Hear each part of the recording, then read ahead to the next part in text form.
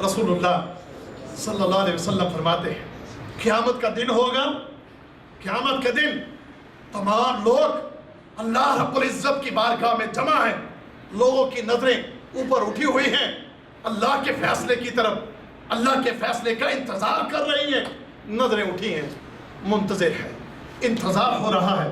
इतने में अल्लाह रब्बुल इज़्ज़त फैसले करना शुरू कर देगा। अब फैसले करते हुए अल्लाह रब्बुल इज़्ज़त लोगों के दरमियान उनके आमाल के मुताबिक नूर तकसीम करेगा।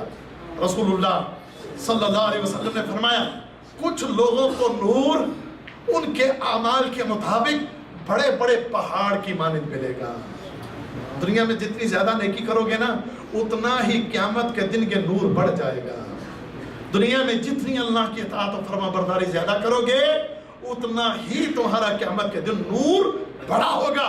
फरमाया कुछ लोग होंगे उनका नूर बड़े पहाड़ की मानिंद, और कुछ लोग होंगे उनका नूर उस पहाड़ के नूर से कम, कुछ लोगों का नूर उससे कम, कुछ लोगों का नूर उससे भी कम, यहाँ तक कि कम होते होते इतना नूर रह जाएगा कि एक शख्स उसका नूर उसके इस अंगूठे में होगा जो कि कभी जलता होगा और कभी बुझता होगा।